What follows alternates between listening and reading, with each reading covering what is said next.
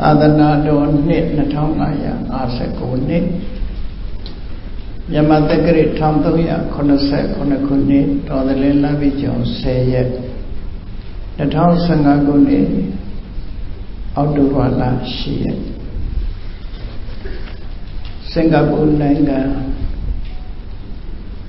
အပါဂျူရောင်းရိုဒ်အရီနာကလပ်တွင်ဆင်းကျင်းပပြုလုပ်အပ်သည်ဓမ္မထောင်တို့မိသားစုကဆင်းကျင်းပပြုလုပ်အပ်သည်ဓမ္မသဘင်အခမ်းအနား၌ဟောကြားအပ်သောဗုဒ္ဓဟောကြားစိတ်ဖြစ်စီမှုကိုလျှော့ချခြင်းဤများအကြောင်းတရားဒေသနာတို့ဗုဒ္ဓဟောကြားစိတ်ဖြစ်စီမှုကိုလျှော့ချနည်းများဒီနေ့ဒီတရားကိုဘုရားဘာသာဝင်သူတော်စင်များအနေနဲ့ဘုရားမြတ်စွာဟောကြားတဲ့အတိုင်းဣတိကစာပေကထုတ်လုပ်ပြီးတော့ဟောပြောမှဖြစ်သည့်အတွက်ကြောင့်အလေးနဲ့အာယုထားပြီးတော့မှတ်သားစဉ်းစားဆင်ခြင်ပြီးတော့မိမိတို့ကိုယ်တိုင်လိုက်နာကျင့်သုံးဖို့မြတ်စွာဘုရားတရားတော်ဆိုတာနံပါတ်1နာယူမှတ်သားကြရတယ်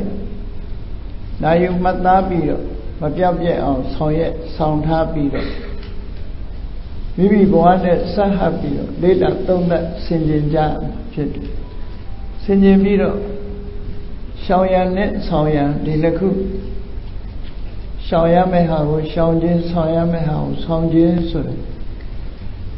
ဒီလမ်းအတိုင်းကြည်ကြံကြိုးကိုအထုံးမှမြတ်စွာဘုရားဟောကြားတဲ့အဆုံးအမတွေဟာမိမိပုံမှာအကျိုးသက်ရောက်မှုဖြစ်မှာဖြစ်တယ်မကြမ်းမမာလို့ဆေးကုသခံတဲ့ပုဂ္ဂိုလ်ဟာဆေးဝါးကျွမ်းကျင်တဲ့ယောဂကျွမ်းကျင်တဲ့ဆရာဝန်ကနေပြီးတော့ရှောင်ရံနဲ့ဆောင်ရံတောက်သုံးရန်ဆေးပြားပေးထားတဲ့အခါမှာမိမိတို့မတည့်တဲ့အစာများကိုရှောင်ခြင်းဆေးမမှန်တောက်ခြင်းလိုက်နာခြင်းဖြစ်လာလဲ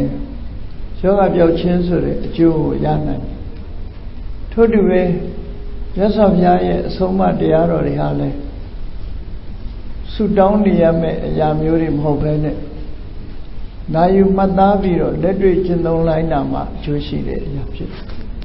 ။ဒါကြောင့်မို့ဘုရားဘာသာကိုဘာသာလို့ခေါ်နေကြတော့လဲ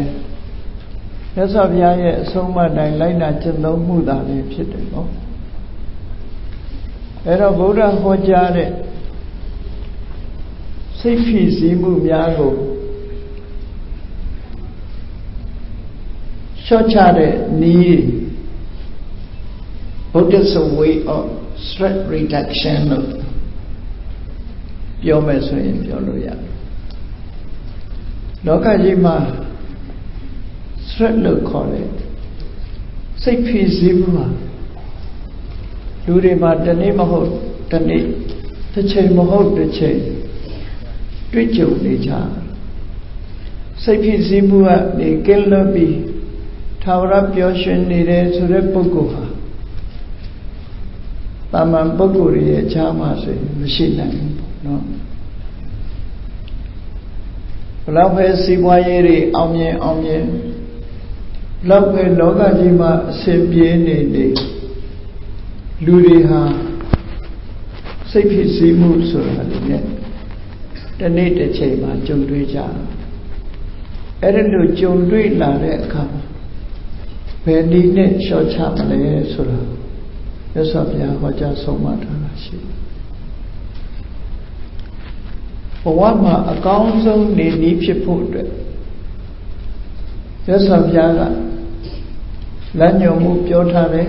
ပေးထားတယ်ဓက္ခံဃာပတံသာဓုလူလောကမှာနေထိုင်ပြီဆိုရင်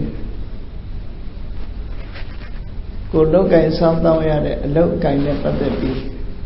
လိမ္မာကျွမ်းကျင်မှုဆိုတာမရှိမဖြစ်လိုအပ်တဲ့အရာဖြစ်တယ် Daha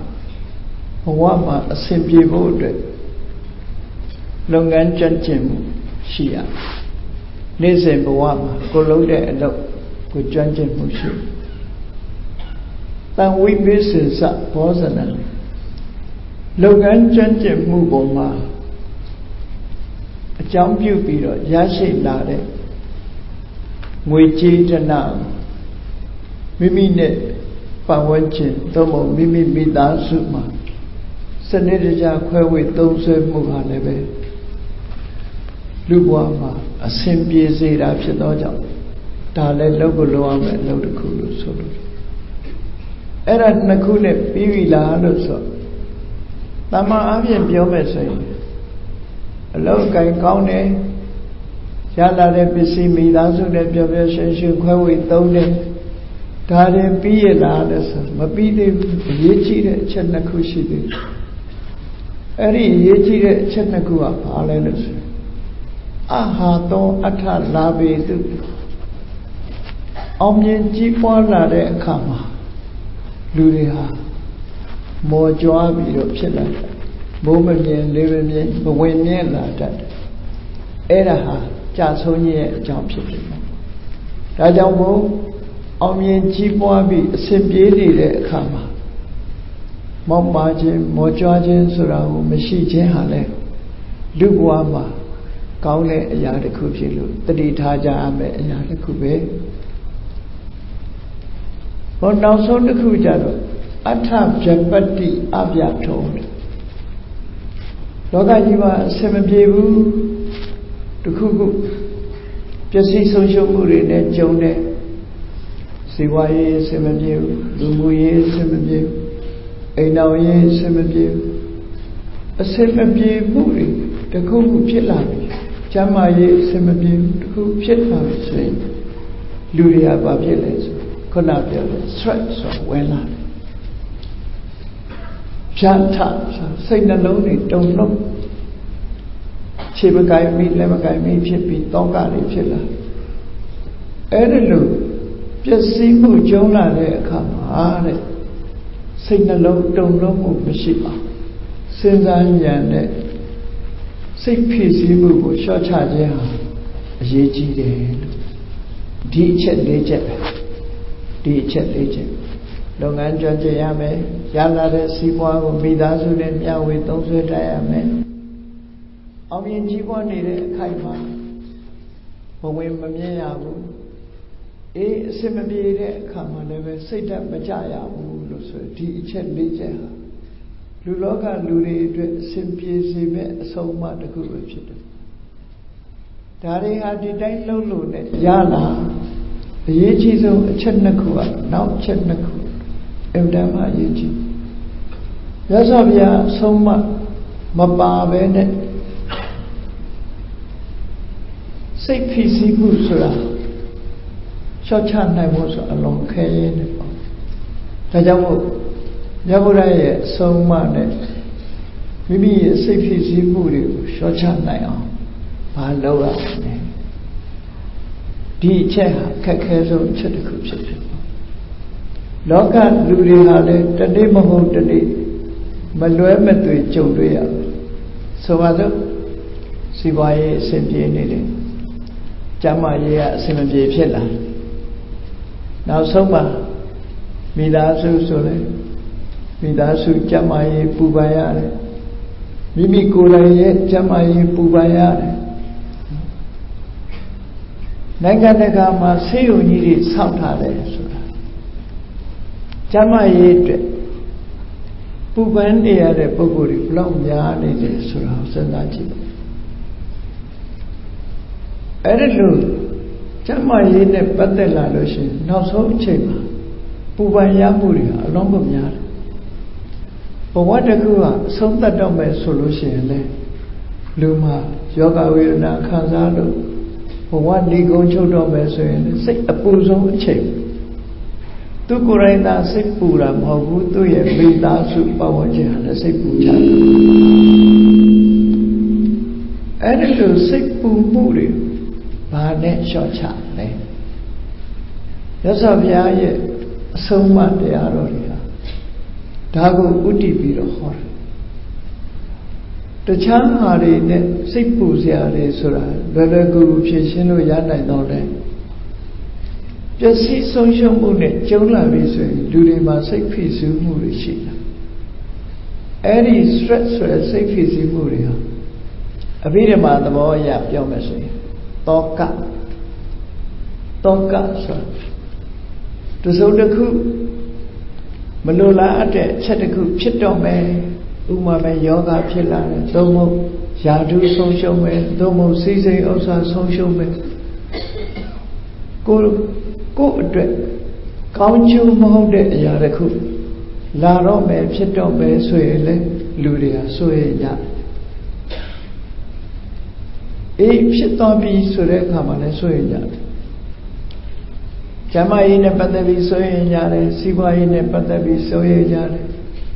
လူမျိုးရေးမိသားစုနဲ့ပတ်သက်ပြီးတော့စိုးရိမ်ကြတယ်အဲ့ဒီစိုးရိမ်တော့ကလေ worry လို့ခေါ်တယ်အဲ့ဒီ worry ဆိုရင်တော့ကဟာ universal problem ပဲဖြစ်တယ်ဘယ်နိုင်ငံကလူပဲဖြစ်ဖြစ်ဘာလူမျိုးပဲဖြစ်ဖြစ်ဘာဘာသာကိုယ်ွယ်ဒီတော့ကရှိနေကြတယ်လူတိုင်းရှိနေတဲ့တော့ကတစ်ခုပဲအဲ့ဒီတော့ကဘာလဲလျှော့ချအောင်ဒီတော့ကကိုဖြေပြောတဲ့နီလန်ဘာလဲလောကလူတွေကတော့အလွယ်တွေးလို့ရှိတယ်မေ့ပြလိုက်မယ်သို့မဟုတ်ဒီဆေးဝါးတွေအသုံးပြုပြီးတော့အပျော်ဘက်ကိုဥလှည့်နေလိုက်မယ်ထွက်ပေါက်တွေအမျိုးမျိုးရှာကြတယ်လောကလူတွေထွက်ပေါက်တွေမျိုးသို့တော့အဲ့ဒီထွက်ပေါက်တွေနဲ့ရှာသည့်အတွက်ကြောင့်ကောင်းကျိုးချမ်းသာဆိုတာမရဘဲနဲ့တောကဟာရှိနေမြဲပဲဝရိစ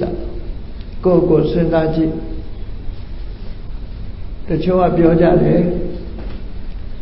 သာသမီလည်းပူစရာမရှိဘူးသူ့လောက်ကိုင်းနဲ့သူဖြစ်နေပြီမိသားစုအတွက်ဘာမှပူစရာမရှိတော့ဘူးစီးပွားဥစ္စာအတွက်လည်းပူစရာမရှိဘူးအလုံးလောက်ရှိတယ်အဲ့ဒီလိုပြောတဲ့ကြားတဲ့ကပူစရာဆိုတာပေါ်လာပြန်ဘာပူစရာပေါ်လာတဲ့ရွယ်ကြီးလားကျမကြီးချွတ်တဲ့လားပူရပြီလေနောက်ဆုံးပူရတာအပူနဲ့ပဲဆုံးတတ်ရမယ်အနေထားမျိုးရှိတယ်လူဘဝစိတ်ထဲမှာပူလောင်မှုဆိုတာတစ်ချိန်မဟုတ်တစ်ချိန်တစ်နေ့မဟုတ်တစ်နေ့လူတိုင်းတွေ့ကြုံခံစားရတဲ့အရာလားဖြစ်တယ် worry ဆိုတဲ့တောကအဲ့ဒီတောကဆိုတဲ့တရားကိုဟာနဲ့လျှော့ချတယ်လောကလူတွေကတော့ဤမျိုးမျိုးနဲ့လျှော့ချဖို့ကြိုးစားကြတယ်အောင်မြင်မှုရောရရဲ့လားတမန်ဖြည့်စည်းလေးတွေနဲ့ဒီတောကထာဝရပြောက်ွယ်သွားအောင်လုပ်ဖို့ဆိုတာမြတ်ဗုဒ္ဓရဲ့အဆုံးအမမှတပါးတခြားမှမရှိဘူးနောက်တစ်ခါဒေါမနတလို့ဆိုရယ်စိတ်ဖြစ်စည်းမှုတစ်ခုတည်းရှိတယ်လူတွေဟာကိုယ်စိတ်အလိုမကျလို့ရှိရင်တအုံနှွေးနှွေးဖြစ်နေခုနကပျက်စီးမှုကြောင့်တောကဖြစ်ရတယ်လို့ပဲစိတ်အလိုမကျခြင်းကြောင့်လည်းဒေါမနတစိတ်မချမ်းမြေ့เสียဟာဆိုတာဖြစ်နေပြန်စိတ်အလိုမကျဘူးအလုံးအစဉ်ပြေးနေတာတောင်မှပဲစိတ်ဆိုတာအလိုမကျဖြစ်နေတတ်တယ်သာသမီအလိုမကျအဲ့ဒီလိုကိုယ်ပတ်ဝန်းကျင်နဲ့အလိုမကျကိုယ်စိတ်တိုင်းကြမဖြစ်ဘူးဆိုတာတွေကြောင့်လူတွေဟာဒေါမနတလို့ခေါ်တယ်စိတ်အလိုမကျမှုစိတ်ခံစားမှုတွေဟာဖြစ်လာတတ်တယ် mental unhappiness လို့ခေါ်တယ်စိတ်ရဲ့မပျော်ရွှင်မှုဝမ်းနည်းမှုဆိုတာဖြစ်တယ်ခုနတောကနဲ့သူကခံစားဖို့ရင်မတူဘူးတောကဆုံးရှုံးနစ်နာမှုအတွက်စိုးရိမ်တယ်ဒါကစိတ်အလိုမကျလို့ဖြစ်ပေါ်လာတာဒီစိတ်ဖြစ်စည်းမှုကလည်း ဘယ်နည်းနဲ့ထွက်ပေါက်ရှာကြမလဲဘယ်လိုလျှော့ချမလဲဟောနောက်တစ်ခုကုတ်ဆလောကလူတွေဟာလှုပ်တဲ့လှုပ်ထိုက်တာတွေကြတော့မလှုပ်မိဘူးမလှုပ်တဲ့မလှုပ်ထိုက်တာတွေကြတော့လှုပ်လိုက်တယ်မပြောတဲ့နာပြောလိုက်တယ်ပြောတဲ့နာမပြောလိုက်မိဘူးအဲ့ဒီအတွက်လူတွေဟာစိုးရင်တော့ကရောက်ကြပြန်တယ်ဟောဒါကို remorse လို့ခေါ်ကုတ်ဆာတဲ့နော်အဲ့ဒီကုတ်ဆာဆိုတဲ့စိတ်ကိုဖိစီးမှုဟာလည်းပဲဒေါသနဲ့တွဲဖက်ပြီးတော့လာတဲ့သဘာဝတရားတစ်ခုပဲအဲ့ဒီကုတ်ဆာဆိုတာလေလူတွေတိုင်းမှာကိုယ်စိတ်ထဲမှာခံစားမှုတွေတစ်ခုရှိလာအဲ့ဒါကိုဘယ်လိုလုပ်လျှော့ချမလဲကိုယ်တဏ္ဍာမဖြစ်အောင်ဘာနဲ့တားဆီးမလဲဒါတွေဘာကြောင့်ဖြစ်နေရသလဲဆိုတော့စဉ်းကျင်စဉ်းစားဖို့လိုအပ်တယ်ပေါ့မြတ်စွာဘုရားက mind center teaching လို့ခေါ်တယ်စိတ်ကိုဗဟိုပြုပြီးတော့ဆုံးမဩဝါဒပေးတယ်တခြားဘာသာတွေကြတော့ God center teaching God ဆိုတဲ့တကုရှင်ကိုဗဟိုပြုပြီးတော့ဆုံးမကြမြတ်စွာဘုရားကတော့အဲ့လိုမဟုတ်ဘူး mind center teaching အသီးသီးမှာကိုယ်တဏ္ဍာမှာရှိနေတဲ့ကိုယ်စိတ်ဓာတ်တွေအဲ့ဒီစိတ်တွေကိုဗဟိုပြုပြီးတော့စိတ်ရဲ့ထွက်ပေါက်တွေရအောင်ရှာဖို့စိတ်ရဲ့ထွက်ပေါက်ဆိုတဲ့အကျဉ်းကျနေတဲ့စိတ်ဖိစီးမှုတွေဘယ်လိုလုပ်ပြီးထွက်ပေါက်ရှာရမလဲဘာကြောင့်ဒီစိတ်တွေဟာဖြစ်လာရသလဲဆိုတာဒါတွေကိုရှင်းလင်းဟောကြားတော်မူတာမြတ်စွာဘုရားစိတ်မှာညဉ့်ညူးစေတတ်တဲ့သဘာဝတရားတွေရှိသလိုဖြူစင်စေတတ်တဲ့သဘာဝတရားတွေလည်းရှိတယ်လောကလူသားတွေဟာဗမာတွေလည်းပြောတယ်လေစိတ်ညစ်တယ်စိတ်ညစ်တယ်စိတ်ညစ်တယ်ဆိုစိတ်ညစ်လို့ရှိရင်တရားတွေဟာအကုန်လုံးညှဉ်းနှွမ်းသွားတာစိတ်ဟာအဓိကကြစိတ်ဖြူစင်တယ်ဆိုလို့ရှိရင်လည်းတရားတွေဖြူစင်မှုရကြအဲ့တော့စိတ်ညစ်တယ်လို့ပြောကြတယ်စိတ်ရဲ့အညစ်အကြေးတွေဆိုတာဘာတွေလဲ mental impurity လို့ခေါ်စိတ်ရဲ့အညစ်အကြေးတွေလူတွေဝတ်တဲ့အဝတ်မှာခြေညော်ဆွဲကပ်နေလို့ရှိရင်အဲ့ဒီအညစ်အကြေးတွေကိုဘယ်လိုဖြေရှင်းရတယ်ဆိုတာလူတွေသိကြတယ်စိတ်မှာဆွဲကပ်နေတဲ့အညစ်အကြေးတွေကိုဘယ်လိုဖြေရှင်းရမလဲဘယ်လိုလျှော့ဖို့ရမယ်ဆိုတာကြတော့မြတ်စွာဘုရားဟောကြားဆုံးမတဲ့တရားတွေမှာနိလန်းပြပါတာလောကလူသားတွေက physical body မှာညှဉ်းနှွမ်းနေတာမိမိတို့ဝတ်ဆင်တဲ့အဝတ်အစားတွေညှဉ်းနှွမ်းနေတာတတိထားကြတယ်အဲ့ဒီညှဉ်းနှွမ်းမှုတွေကိုပျောက်အောင်လျှော်ဖို့တဲ့နိလန်းတွေကိုသိထားလို့အဲ့ဒီနိလန်းတွေနဲ့တန့်ရှင်းစင်ကြယ်အောင်လုပ်ကြတယ်သို့တော့ကိုယ့်ရဲ့စိတ်ထဲမှာဖြစ်ပေါ်နေတဲ့ mental defilement mental impurity စိတ်ရဲ့အညစ်အကြေးတွေဆိုတာကြတော့ညစ်ကြေးတယ်လို့တောင်မသိဘူးလျှော်ဖို့ဆိုတာဝေးတာနော်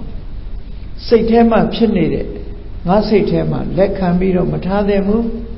စိတ်ရဲ့အညစ်အကြေးတွေပဲလို့တောင်မသိလောက်အောင်ဖြစ်ပေါ်ပြီးတော့နေအဲ့ဒီအညစ်အကြေးတွေဆိုတာဘာတွေလဲလို့ဆိုရင်ပူလောင်စေတတ်တဲ့အညစ်အကြေးတွေကခုနပြောတဲ့တောကဆိုတာလည်းအညစ်အကြေးတစ်ခုပဲဒေါမနတဆိုတဲ့ mental unhappiness ဆိုတာလည်းအညစ်အကြေးတစ်ခုပဲကုတ်ဆာဆိုတဲ့ remorse ဆိုတာလည်းအညစ်အကြေးတစ်ခုပဲဒါကစိတ်ဓာတ်ကြပြီးတော့ stress နဲ့ပတ်သက်တာအေးစိတ်ဓာတ်တွေမြင့်တက်ပြီးတော့စိတ်ရဲ့အညစ်အကြေးဖြစ်ဖန်တီးသွားတဲ့စိတ်ရဲ့အညစ်အကြေးတွေဆိုတာလည်းရှိသေးတယ်။ဘာတွေလဲမာန နော်မာနဆိုတာဘဝင်မျက်နာကိုထင်ကြီးတာကိုအရေးချင်းကိုအထင်ကြီးလွန်းတဲ့မာနတစ်ဖက်သားကိုဖက်မလုပ်လို့တဲ့မာနအဲ့ဒီမာနတွေဟာလည်းပဲလူဘဝမှာမေတ္တာပြည့်ခြင်းရဲ့အကြောင်းဖြစ်လို့အရေးအကြောင်းရှိလို့ရှိရင်လူတွေမှာထိုမာနရဲ့အကျိုးဆက်ကိုလှလှပပခံစားကြရအောင်နောက်အများစုနဲ့ပြောမယ်ဆိုလို့ရှိရင်လူတွေရဲ့တဏ္ဍာမှာဖြစ်တဲ့လောဘဆိုတာလိုချင်တာလဲလောဘမရရင်မရခင်လိုချင်တယ်ရပြီးရင်ဆုပ်ကင်သိမ့်ပိုက်ထားတယ်တွေ့တာထားတယ်မရခင်လိုချင်ပြီးတော့ရရင်ဆုပ်ကင်ထားတတ်တဲ့လောဘတချို့ကတော့ဆင်ခြင်ပေးကြလိမ့်မယ်လူဆိုတာလောဘရှိမှအောင်မြင်တယ်လို့ဒီလိုထင်ကြတယ်နော်လောဘမရှိရင်စီးပွားရေးတောင်မဖြစ်ဘူးလို့အောင်းမေ့ကောင်အောင်းမေ့လိုက်သို့တော့လူတွေဟာစီးပွားရေးအောင်မြင်ကြီးပွားနေတာကိုတလွဲကိုသွားချီးမွမ်းလောဘကြောင့်ကြီးပွားတာမဟုတ်ဘူးလောဘကလိုချင်တာပဲရှိတယ်ကြီးပွားတာကဘယ်သူကြောင့်လို့ဆိုရင်လုံလဝိရိယနဲ့အသိဉာဏ်ကြောင့်ကြီးပွားတာအဲ့လောဘကြောင့်ကြီးပွားတယ်လို့ပြောမယ်ဆိုလို့ရှိရင်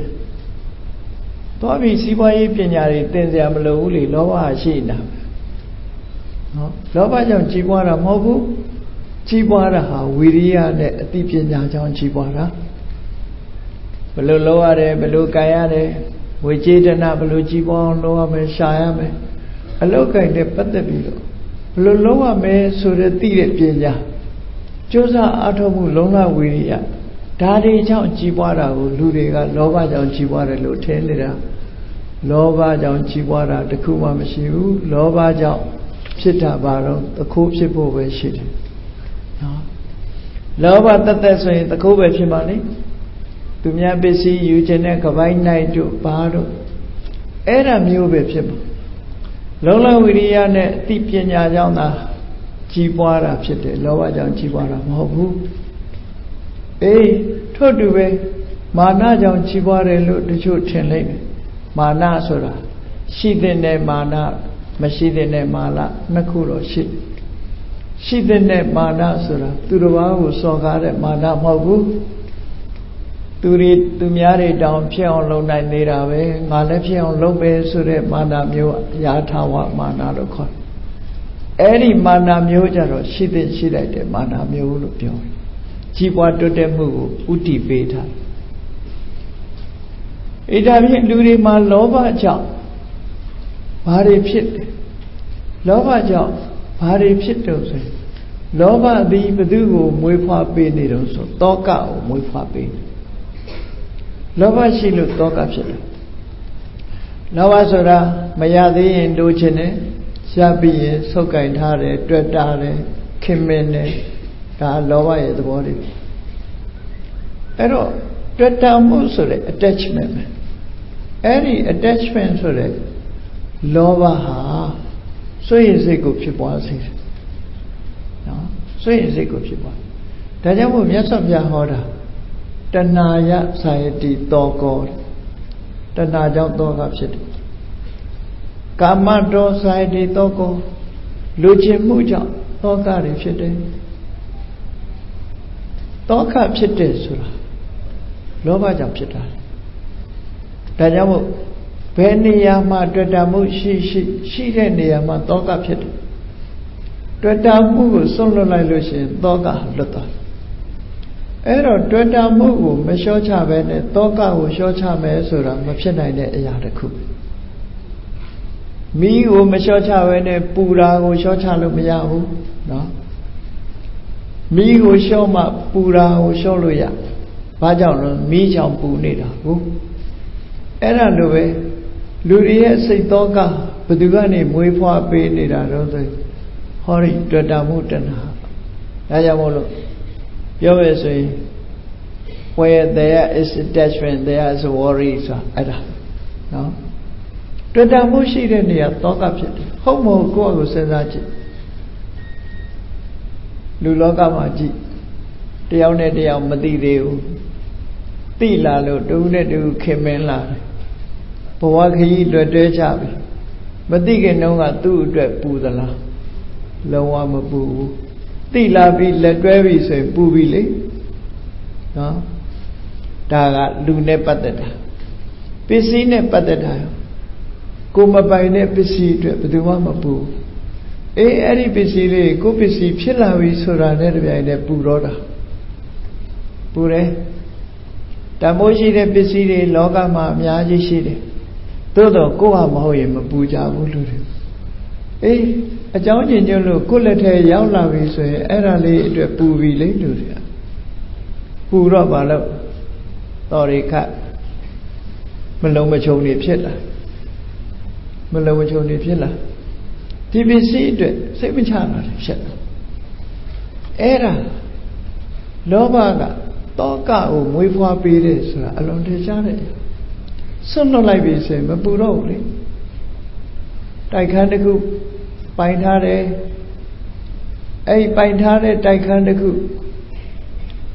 စိတ်ပူလောင်မှုရှိတယ်ကားတစ်စီးဝယ်ထားတယ်အဲ့ဒီကားတစ်စုံတစ်ခုဖြစ်မှစိတ်ပူမှုရှိတယ်အေးကိုစိတ်ပူတဲ့အရာတစ်ခုသူများလက်ထဲရောင်းလိုက်ပြီရောင်းလိုက်လို့ငွေချေပြီးတာနဲ့တပြိုင်နက်အဲ့ဒါတွေအကုန်ပြောက်တောကပဲရောက်တော့ငွေတို့ကြီးနောက်လိုက်နော်ပူလောင်မှုတွေပြောင်းသွားတယ်မြတ်စွာဘုရားတရားတော်ဟာတဏှိဋ္ဌိကိုကိုယ်တိုင်တွေ့လို့ရတယ်ကိုယ်တိုင်သိနေအဲ့တော့ကိုယ့်အကိုစဉ်းစားတောကဘယ်လာနေတာလဲဆိုတာစဉ်းစားအေးဘဝကျင်ဘဝဖြစ်လက်တွဲနေကြတော့ကတူလက်တွဲနေတဲ့အချိန်မှာတခုခုဖြစ်မှာပူလောင်ကြတယ်စိတ်အခမ်းမသိလို့ divorce လုပ်ပြီးရင်သိမပူပြန်ဘူးဒီလိုလေအဲ့တော့ပူလောင်မှုတို့အပူပန်မရှိမှုတို့ဆိုတာဘာကြောင့်ဖြစ်နေတာလဲလို့စဉ်းစားကြည့်လိုက်လို့ရှိရင်နော်ကိုယ့်အကိုပေါ့ဒါကြောင့်ဖြစ်နေတာကိုလို့လောဘကြောင့်ဖြစ်နေတာအားလုံးဒါကြောင့်မို့လို့လူတွေကတလွဲကိုထင်ပြီးတော့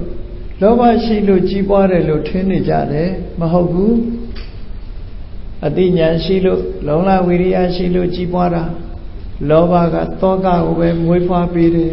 ကြီးပွားတွတ်တက်မှုအတွက်သူဘာမှမဆောင်ရွက်ဘူးလို့ဒီလိုမှတ်သားထို့တူပဲစိတ်ရဲ့အငြိကြေးတွေလည်းပဲဘာတွေရှိလဲဒေါသ hatred မုန်းတီးတယ်အလိုမကျဖြစ်တယ်အဲ့ဒီမုန်းတီးမှုစိတ်အလိုမကျဖြစ်မှုဟာလည်းပဲဒေါသဖြစ်တဲ့အချိန်မှာခံစားကြည့်လိုက်ငြိမ်းချမ်းမှုဆိုတာလုံးဝမရှိဘူးဒေါသဖြစ်လာလို့ရှိရင်စာပေကျမ်းကမှာဗာနဲ့ဥပမာပေးထားတော့မွေဟောက်တကောင်ဟာဒုက္ခလေးနဲ့ထိလိုက်ရှုကနေဆိုပြီးတော့ဖြစ်လာသလိုပဲဒေါသဟာလေချက်ချင်းထိလိုက်တာနဲ့တပြိုင်တည်းသူကရှုကနေဖြစ်လာသူ့ကိုဗာနဲ့ဥပမာပေးတော့နောက်တစ်ခုဒါဝက်ခိတော်မီလောင်သွားတဲ့နေရာကိုကြည့်လိုက်လို့ရှိရင်အယုတ်ဆိုးအကြည့်တန်မဲကြံရက်တယ်မီလောင်တယ်ဆိုတဲ့နေရာအယုတ်ဆိုးအကြည့်တန်မီလောင်တဲ့နေရာမဲပြီးတော့ကြံရက်တယ်ထို့တူပဲဒေါသဖြစ်သွားတဲ့ပုဂ္ဂိုလ်တယောက်ရဲ့မျက်နှာဟာအင်တမကြောက်စရာကောင်းတဲ့မျက်နှာစိတ်ဆိုးနေတဲ့အချိန်မှာမှန်လေးတစ်ချက်တော့အမြဲဆောင်ထားဒေါသဖြစ်ပြီဆိုတာလည်းမှန်ကောက်ကြည့်နော်မှန်ကောက်ကြည့်ရင်ကိုယ့်ကိုယ်တောင်လန့်ကောင်းလန့်တကယ်ဒေါသဖြစ်နေပြီဆိုလန့်ငါးရုပ်ကြီးမှဟုတ်ကဲ့လားအဲ့တော့ဒေါသဟာအယုဆိုးကြည့်တန်တောမီးဟာလောင်လိုက်ရင်အယုဆိုးကြည့်တန်သွားသလိုဒေါသဟာအယုဆိုးကြည့်တန်မှုဖြစ်စေတယ်ဒါတွေမကဘူးဒေါသဖြစ်နေလို့ရှင်မပြောသင့်တဲ့စကားတွေပြောမယ်ပြောပြီးမှဆက်ဆရာတွေဖြစ်လာမလုပ်တဲ့အလုပ်တွေလုပ်တယ်လုပ်ပြီးမှပြန်ပြီးတော့အရှက်ရအဲ့ဒါဒေါသရဲ့အဖြစ်တွေပဲဒါဟာ mental defilement လို့စိတ်ရဲ့အညစ်အကြေး That's what Yaga. Eddie say it, and yet cheery, the cozy shimpia. Hurry and yet cheery. Say PC moody. Daddy has say Lumaja moody, say PC moody pillow. Daddy go short charm, Nayame. Benine short charm, Daddy go horror. No? Now the coop Shimyana, pure resolution. Moha Surado. Pane do so do a nenely, genuinely unit Lulu. They beat on Madida, Moha yet David Paros. A human Madida, a Yulu. Tujila and the walk on beyond the outage in it. Moha got Palace. Lotena, net Melotena, Madibu. Madidi, Draja, Melotena, Lodena, Lutene, Lodena, Jaro, Melote Mutene. Piola in le Mama, Lola in the Lord Cho. Era Moha at the TV. Edelu, Piola in the Lord Cho, Lola in the Lord Cho, Pilavi say, Pipola, a Joseka, a commodore who era Moha at Pip. I look like Duedo. No. Comment him be look Magona pit. Magamu tell Malopendi, Compit pit. Moha, Jen Lina, you need it as you look. Do that. Doda Luro, Chuchu Tai name Malofu, Lova do Chemagami, Lemagami, Malofu, Dodo. Do Lola Yalushin, Chuchu Trade in Bedoma, Madeda Poo. A Jew, Conyo Chana, Roma, Eddie Moha Hale, Amadiago, Mamia on, Poque Tada Doja, do Halebe, say PC move, pick corny, a Yapilo, do Halebe, a Yeji, say it, and Yeji the Kue, look to the solar, no? Say it, and Yejibe. Not a good 8 taro, Misseriado, so she did. Lulujin Sasane come. Evidence so are it. Yomare, say the Voraria, 8 tane Misseria. Erimas, 8 asura. Chipwa Dutelare, Ludia Boma, a common yen 9 now, 8. Jealousy look hot. Ludia do Josalu Chipwa Dore, Gode Tadore, Mashu 9, 8. Jealousy pit. Misseria Sura Koga Tani de Chema Kore Tala Mau so ye say pit. Misseria. Era Misseria Sura Koye Atago Tumiago Mapsijana 8 Sura Tumia Kore Talon ne Mugo Manalo Mashu say pit. Eri Deyan Nakuha leve Luloka Ataye Waima Along with Doka baby, Piatanario, Pandita de Diari Jibachete, Dari have mental impurity, they look to the soul. Say it, and yet, Eri say it, and yet,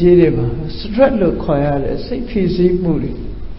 Dokaro, Dominadaro, Kokosaro, Eidaro, Miseriaro, say PC Moody, Eri say PC Moody. Magone pet emotion no? Say emotion era yes of Yaga, short child. Down Buddhist way of stress reduction, Bahane short child, yes of Yaga. The dividend of Doma, Hotare Toka Pridewana, Tamatic Maya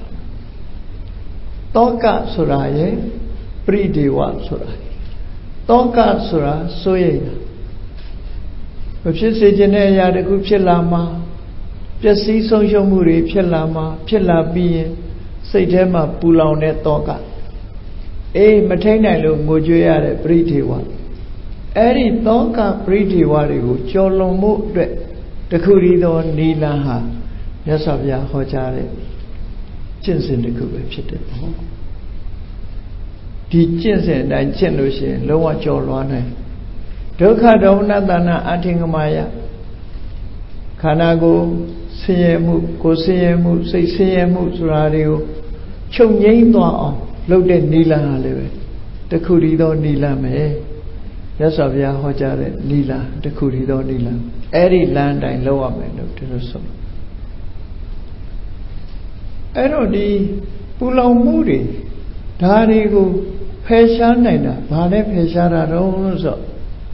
အထွတ်ထိပ်ရောက်အောင်ရှော့ချပြီးတော့လုံးဝပျောက်ကင်းသွားအောင်ဖယ်ရှားတာကတော့ပညာသာလင်ဖြစ်တယ်ပေါ့ဒါကြောင့်မို့ရသော်ဘုရားသခင်ကိုရောမြတ်ကကိုယ့်ရဲ့တဏ္ဍမှာတမာရီစွမ်းအားတွေမြင့်တင်မှုပညာစွမ်းအားတွေမြင့်တင်မှုပညာကသာလင်သာဝရတောကပရိဒေဝစတဲ့စိတ်ရဲ့ဖြစ်စည်းမှုတွေကိုလျှော့ချပယ်ဖြောင်းနိုင်မှာဖြစ်တယ်ဒါကြောင့်မို့လို့ပညာကိုကိုယ်တဏ္ဍမှာဖြစ်အောင်လုပ်ရမယ်လို့ဒီလိုခေါ်တာနော်ပညာနဲ့လျှော့ချအဲ့ဒီမှာတတိပဌာန်သုံးပါးတတိပဌာန်ကျင့်စဉ်ကိုကျင့်ပါလို့ဆိုပညာကိုရအောင်ကျင့်တဲ့အကျင့်ကိုဆိုလို့အဲ့တော့ဒီနေရာလေးမှာပညာရအောင်ပညာဆိုတာဘာလဲလောကလူတွေကလည်းပညာနဲ့ခေါ်ကြတယ်ပေါ့ဒီနေရာမှာမြတ်စွာဘုရားဟောတဲ့ပညာဆိုတာဘယ်လိုဟောလဲတရားဓမ္မတို့ရဲ့သဘာဝအစစ်အမှန်သဘာဝလက္ခဏာပင်ကိုအနေထားကိုထိုးထွင်းသိတဲ့အသိဉာဏ်ကိုပညာလို့ခေါ်တယ်အဲ့ဒီပညာဟာအမှန်တရားကိုဖုံးကွယ်ထားတဲ့မောဟဆိုတဲ့မသိနိုင်တဲ့မသိတတ်တဲ့အရာကိုဖယ်ရှားပစ်တယ်အဲ့ဒီမသိတတ်တဲ့အရာကိုဖယ်ရှားနိုင်တဲ့စွမ်းအားရှိတယ်ဒီပညာဟာလောကီပညာလောကုတ္တရာပညာလို့စာပေကျမ်းကမှာနှစ်ခုခွဲတယ်သို့သောလောကီပညာဆိုတာသာဝနေရေးသင်တဲ့ပညာမျိုးဆိုလိုတာမဟုတ်ဘူးဝိပဿနာကျင့်စဉ်ကိုကျင့်တာကိုလောကီပညာလို့ခေါ်တယ်လောကုတ္တရာပညာဆိုတာဝိပဿနာကျင့်စဉ်ကိုကျင့်လို့ရရှိလာတဲ့ဒီမဉ္ဇဉ်ဖို့ဉဏ်ကိုလောကုတ္တရာပညာလို့ခေါ်တယ်လောကီပညာနဲ့ဆိုတော့ဝိပဿနာပညာနဲ့ဝိပဿနာပညာကိုဖြစ်အောင်ပွားပြီးတော့မဲ့ပညာဖို့ပညာကိုရနိုင်ပြီဆိုလို့ရှိရင်စိတ်ရဲ့ဖြစ်စည်းမှုတွေအားလုံးရှော့ချပြနိုင်တယ်လို့ဒီလိုဆိုရှော့ချရုံမြမကအားလုံးကိုဖယ်ရှားပြနိုင်တဲ့အတိုင်းအတာတစ်ခုရသွားအမြင့်ဆုံးပြောမယ်ဆိုရင်ဒီဝိပဿနာကျင့်စဉ်ကိုကျင့်လိုက်လို့မဉ္ဇဉ်ဖို့ဉဏ်ရသွားတဲ့ပုဂ္ဂိုလ်လမ်းဆုံးသွားတဲ့ယဟန္တာပုဂ္ဂိုလ်ဆိုတာစိတ်မှာဖြစ်စည်းမှုဆိုတာတခုမှမရှိတော့ဘူးစိတ်အလိုမကျမှုတွေဆိုတာလည်းတခုမှမရှိဘူးသဘာဝတရားကိုရှင်းရှင်းကြီးနားလည်သည့်အတွက်ကြောင့် mental impurity ဆိုတဲ့စိတ်ရဲ့အညစ်အကြေးတွေအလုံးသူ့မှာတန်ရှင်းသွားသည့်အတွက်ကြောင့်စိတ်ဓာတ်ကြမ်းခိုင်မှုမရှိတာတွေတခုမှမရှိတော့ဘူးယဟန္တာပုဂ္ဂိုလ်ရဲ့စိတ်ဓာတ်ကြမ်းခိုင်သွားပြီအဲ့ဒါကြောင့်သူ့စိတ်ကိုသူနိုင်သွားပြီဘုန်းကြီးတို့တွေကကိုယ်စိတ်ကိုကိုမနိုင်ကြဘူးမနိုင်တာဘာကြောင့်မနိုင်တာတော့ဆိုရင်ခုနကစိတ်ရဲ့အညစ်အကြေးတွေရှိနေလို့ပဲရွှေမှာရွှေဒီပဂတိရွှေတစ်ခုကိုဒီရွှေထဲမှာရောနေတဲ့တတ္တုတွေကိုတန့်စင်အောင်မလုပ်နိုင်ဘူးဆိုလို့ရှိရင်အဲ့ဒီရွှေဟာကျွတ်ဆက်နေမှာပဲပရိနတောင်စတဲ့လက်ကောက်တွေဆွဲကြိုးလေးတွေနမ်းဆွဲလို့မရဘူးဒါကြောင့်မို့လို့ရွှေကိုအညစ်အကြေးတွေကတန့်စင်အောင်လုပ်ရတယ်လှုပ်လာပြီဆိုရင်ရွှေဟာပျော့ပြောင်းပြီးတော့ရွှေစစ်ကြိုင်ကိုလိုသလိုပုံသွင်းလို့ရထို့တူပဲလူတွေရဲ့စိတ်ထဲမှာခုနကပြောရတဲ့စိတ်ရဲ့အညစ်အကြေးတွေရှိနေသမျှကာလပတ်လုံးလူတွေဟာဘယ်တော့မှဒီကိုယ်စိတ်ကိုကိုပုံသွင်းလို့မရနိုင်ဘူးစိတ်ရဲ့ဒီဖန်ဆည်းမှုနောက်မှာလူတွေဟာတောကဆိုတာတွေနဲ့လိုက်ပြီးတော့နေကြရတယ်အဲ့ဒါကြောင့်မလို့စိတ်ဖြစ်စည်းမှုကိုလျှော့ချတဲ့နိလန်းဆိုတာတခြားမဟုတ်ဘူးမြတ်စွာဘုရားဟောကြားတော်မူခဲ့တဲ့သမထကျင့်စဉ်နဲ့ဝိပဿနာကျင့်စဉ်ဓမ္မလူမျိုးတွေပြောတဲ့တရားအထုတ်ခြင်းပဲဖြစ်တယ်ပေါ့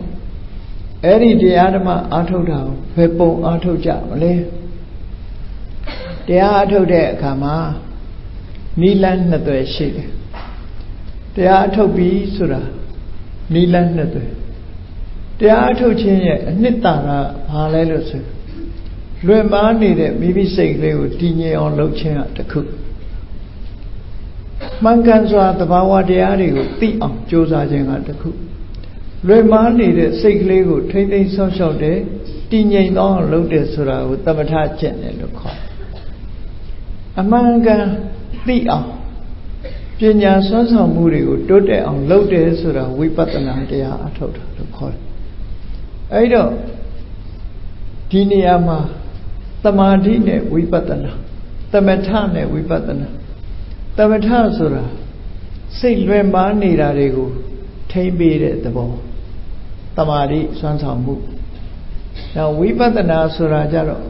Amangan Tipiro say it and ye Jerigo Longa don't have Jenin at the ball. Tamatha say it and ye Jerigo Kedakana Petana Tantana. Todo Pianalu, Peshabido, Pianamu, Pianagama, say it, and ye jiri, Conabiore, say a PC Murio, no one Peshabianide, Tajamo, Digni, Wipatana, Chinsen Lego, change of clay beyond my solution. Wipatana Sura, Piana Upiona. Eri Wipatana, Chengu, Jimmy solution, Nilan, Natoe, Chenuya. Wipatana would die Chen and Nishide. Wipatana would Tamata Chen Bidoma, Tamataga, Chekan Bido, Chen and Nishide. Eri Nilan, Natoe. Nilan may chip.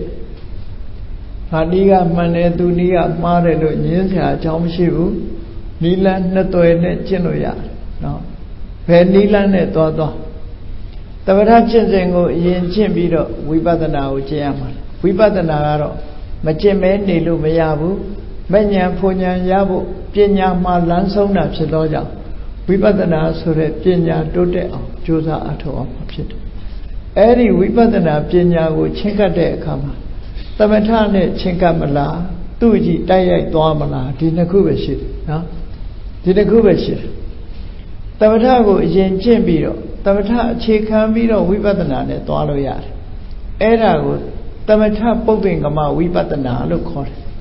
Tamataga, Chiga Dware, Pidoma, Tamata Chikami, Wipatana, Jingo Jene, Taga, Nilan Tadwe. Now the Kuado, Wipatana, Popingama, Wipatana would direct Jene Nikon. Wipatana would direct Jene Kama, Tamatago, Chimakamu Sura. Tamadigo, Chimakamu, Biora Mohobu, Tamatao, Chimakam. The Kadian, Tamatana, Tamadine, Guevia Chanamu, Pia. Tamatasura, technique of Jor. The Kadia, Tamadigo, Jor. We bought an Achen, never Tamadi Lure. And there's a we bought an Ajemi, so Kanika Tamadine, Toya Melo, Tilusu. We bought an Ago, Taya Jen, Kanika Tamadine, Toya. Tamata Chimbima, Wipatana Genesura, Tamatago, Ubasara, Tamadi Sure, Sanoma Yapu, Dodo, Sanakatore. Sanakatore, Tamadigo, Ubasara, Tamadido Core. Santi on Yaudalushi, Apana, Tamadido Core. Eri, Tamata Chinsengo, San Mayauke Male, Wipatana Lango Kuloya, Ubasara, Tamadi, and Wipatana Kudon. Tomaho, Ubisara, Joviro, Abanamari, Yaudavi, Sanya Pide, Kajarama, Tavatao Dwar, Di Nilan Natoebo. Ubisara, the Marine, Wipatana Kure, Apana, the Marine, Wipatana Kure. Era, Tamatapo Vingama, Wipatana, no core.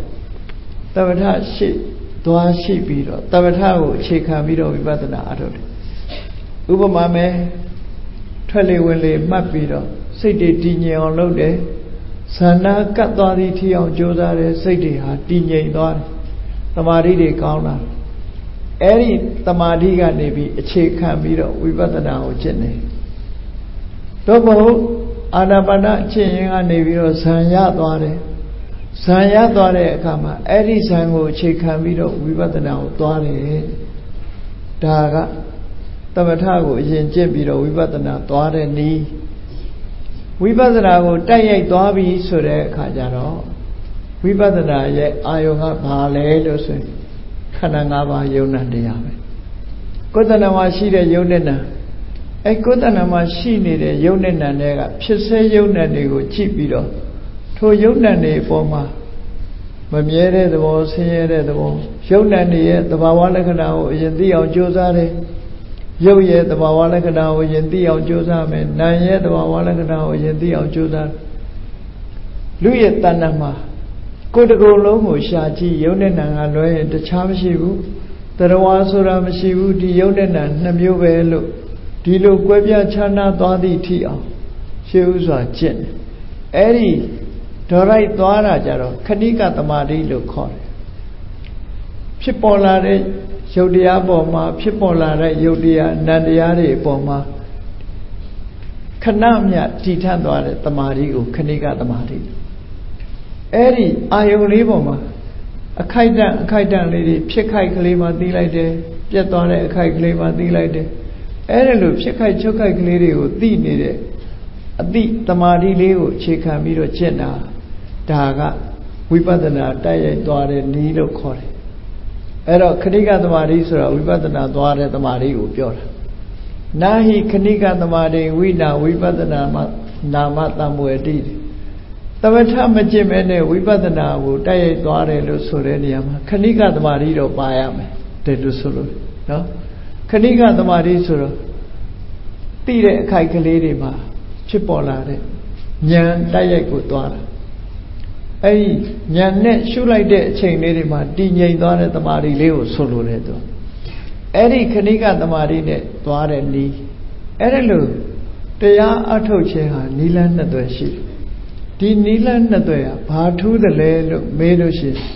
စာပေကျမ်းကမှာဥပမာပေးထားတာရှိတယ်သမထကျင့်ပြီးတော့ဝိပဿနာကျင့်တာကဘာနဲ့တူတော့ဆိုရင်ဟိုဘက်ကန်းတကန်းကိုကုတဲ့အခါမှာလှေတို့သင်္ဘောတို့နဲ့ကူးတာနဲ့တူတယ်တက်တာသွားဝိပဿနာတိုက်ရိုက်သွားတဲ့လူကြတော့ရေထဲမှာလက်ပစ်ကူးသွားတာနဲ့တူတယ်နော်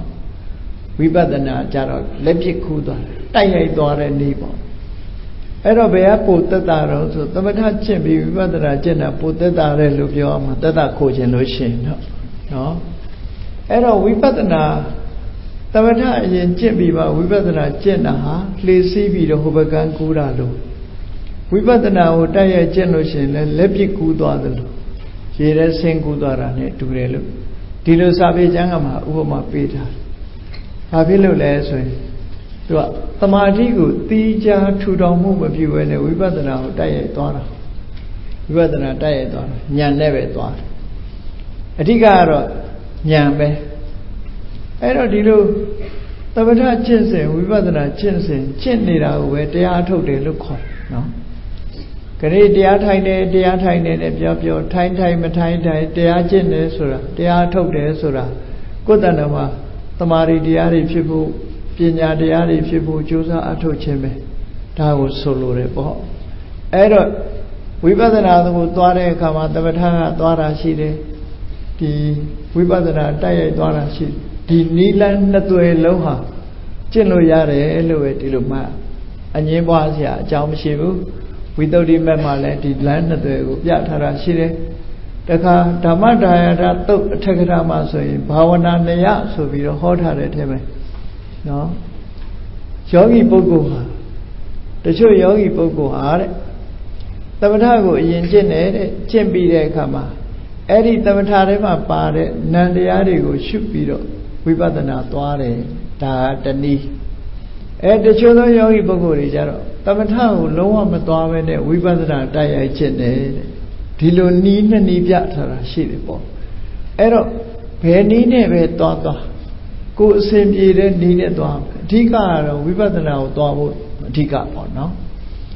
ဝိပဿနာရမှအထုတ်နိုင်မှသူကမဉ္ဇဉ်ဖွဉ္ဇဉ်ဆိုတာပေါ်မှာကျင့်ရတာဆိုတာ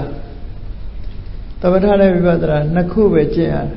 မဲ့ဉာဏ်ဖုန်ဉာဏ်ဆိုတာကျင့်ရတဲ့အရာမဟုတ်ဘူးဝိပဿနာကျင့်ရင်ကနေပြီးတော့ရရှိလာတဲ့အရာသာဖြစ်တယ်ပေါ့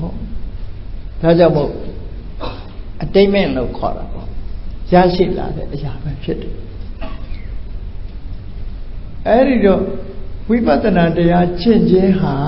ဘာအကျိုးရှိတာတော့ဆိုခုနပြောတဲ့